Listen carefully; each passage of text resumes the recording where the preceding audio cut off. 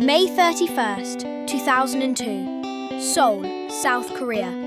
The defending World Cup champions walk out to open the tournament. The defending European champions, a team featuring Zinedine Zidane, Thierry Henry, Patrick Vieira, by common agreement, the most talented squad ever assembled by any nation in the history of the sport. Their opponents had never played in a World Cup before. Their country had gained independence from France only 42 years earlier. Most bookmakers gave them almost no chance at all. Senegal. 90 minutes later, nothing about world football would look the same again. To understand the scale of what was about to happen, you have to understand exactly how dominant France were heading into the summer of 2002. 4 years earlier, on home soil, France had won their first ever World Cup, beating Brazil 3-0 in the final. 2 years after that, they added the European Championship, becoming only the second nation in history to hold both titles simultaneously. Their squad in 2002 was on paper even stronger than the one that had won it all in 1998. Zinedine Zidane was widely considered the best player on the planet. Thierry Henry was the most feared striker in world football. The defending champions arrived in Asia as overwhelming favourites to retain their crown. Nobody, not pundits, not bookmakers, not opposing managers, genuinely believed France could lose their opening match. Certainly not to a team appearing at its first ever World Cup. Senegal, by contrast, arrived in South Korea and Japan with almost no expectations attached to them at all. The country had gained independence from France in 1960. Football had grown steadily in popularity in the decades since, but Senegal had never once qualified for a World Cup before 2002. What made their squad unusual was its connection to the very country they were about to face. The majority of Senegal's players plied their trade in the French league, Ligue 1. Many had grown up partly in France. Several had represented French youth teams before choosing to play for the nation of their family's heritage instead. In a strange and poetic way, this Senegalese team understood France better than almost any opponent the French had ever faced, because in many cases, they had learnt the game on French soil, alongside French teammates, in French academies. They knew exactly what they were walking into, and they were not afraid of it. The Seoul World Cup Stadium, 62,000 people in attendance. The opening match of the entire 2002 tournament, the first World Cup ever held in Asia, co-hosted by South Korea and Japan. The eyes of the football world were on this single match more than any other group game of the tournament, purely because of its symbolic weight. The champions of the world kicking off their defence against a team many assumed would be little more than ceremonial opposition. The whistle blew, the match began, and almost immediately, something felt different. From the opening minutes, Senegal did not play like a team intimidated by the occasion.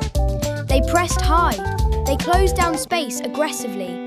They refused to allow Zidane, though missing through injury for this particular match, or any of France's other stars, room to settle into their rhythm. Wait, Zidane himself did not even play in this match. He had picked up a thigh injury in a warm-up friendly just days before the tournament began, and missed France's entire group stage as a result.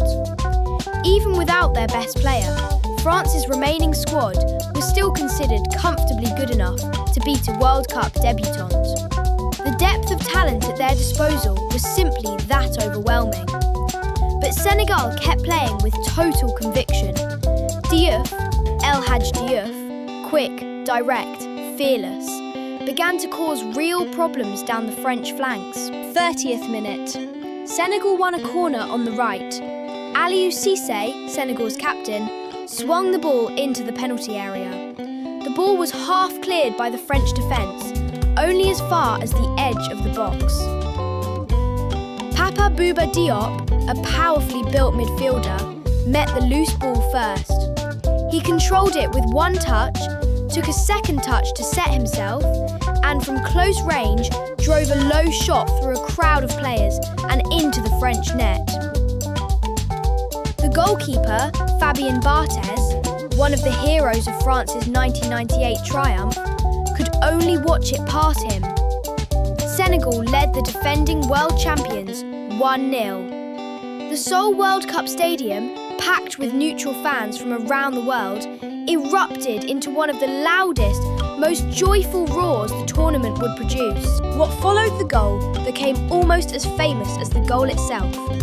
Papa Bouba Diop and his teammates removed their shirts, laid them in a neat pile on the grass, and performed a joyful, synchronised celebratory dance around them, inspired by traditional Senegalese Saba drumming and dance. It was spontaneous. It was infectious. Television cameras around the world captured it and replayed it constantly throughout the tournament. For millions of viewers who knew nothing about Senegalese football before that day, this single image, 11 joyful men dancing around a pile of shirts after stunning the world champions, became the lasting symbol of the entire match. Senegal held their one-goal lead for the rest of the match. France, increasingly desperate, could not find an equaliser. The referee blew the final whistle. Senegal 1, France 0. A nation playing in its first ever World Cup match had defeated the reigning world and European champions. Senegalese players collapsed to the grass in disbelief and joy. Back in Senegal, an estimated entire nation poured into the streets of Dakar and every other city and town, celebrating a result that, for a country of roughly 10 million people at the time, felt like nothing less than a national holiday. It remains, to this day, one of the most celebrated upsets in World Cup history, frequently ranked alongside the USA's defeat of England in 1950 and North Korea's win over Italy in 1966 among the tournament's greatest shocks. For France, the defeat was the beginning of a stunning collapse. The defending champions went on to lose their next match as well, draw their final group game, and were eliminated from the tournament without scoring a single goal in 3 matches. The worst World Cup defence in the competition's history. The team that many had called the greatest international squad ever assembled departed the 2002 World Cup after the group stage, having failed to score even once. Senegal's opening day shock had not been a fluke result quickly forgotten. It had, in many ways, foreshadowed an entire tournament-long collapse for the team that had been expected to retain their crown with ease. For Senegal, the opening shock was only the beginning of an extraordinary tournament run.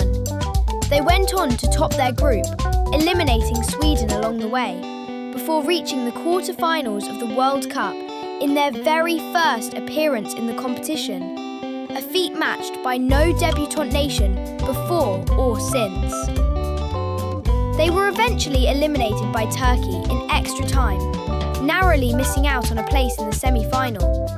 But the run they produced, beginning with that opening day shock against France, remains one of the most celebrated debut performances any nation has ever produced at a World Cup. More than 2 decades later, Senegal's victory over France remains a touchstone moment, not just for World Cup history, but for African football as a whole.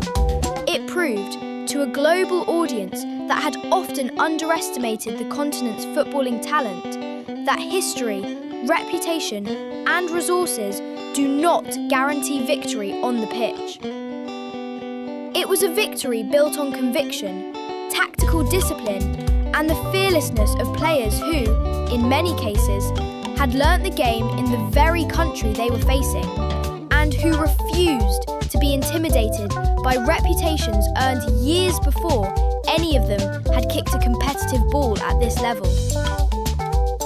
Papa Bouba Diop, the scorer of that famous goal, passed away in 2020. Tributes from around the football world remembered him first and always for the goal and the dance that followed it.